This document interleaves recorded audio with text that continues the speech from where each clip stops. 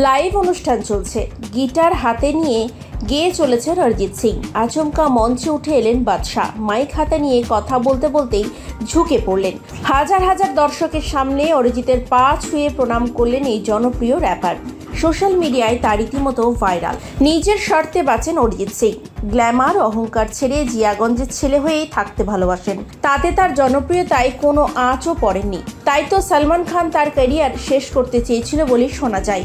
সেই সলমানই দীর্ঘ 9 বছর পর যাবতীয় তিক্ততা ভুলে বন্ধুত্বের হাত বাড়িয়ে দেন। টাইগার 3 সিনেমায় শোনা যায় অরিজিতের গলায় গান।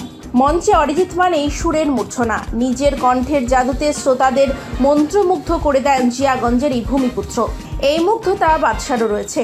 তাই তো থাইল্যান্ডের লাইভ অনুষ্ঠানে উঠেই অরিজিতের পা ছুলেন এবং সম্মান জানালেন তিনি। বাদশার এই কাণ্ডে অল্প সময়ের জন্য হলেও হকচকিয়ে যান অরিজিৎ সিং, পিছিয়ে যান তিনি। তারপর দুই শিল্পীর মধ্যে হয় হাসি বিনিময়। বাদশা র্যাপ করতে শুরু করেন আর অরিজিৎ তখন গিটার হাতে অন্যদিকে। বাদশার এই কাজে আবার নেটিজেনদের বক্তব্য, অরিজিতের থেকে বয়সে বড় হয়ে বাদশা তার পা ছুঁয়েছেন।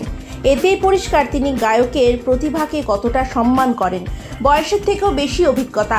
কয়েকজন আবার অরিজিৎকে বর্তমান সময়ের সঙ্গীত জগতের বেতাজ বাদশা হিসেবে উল্লেখ করেছেন।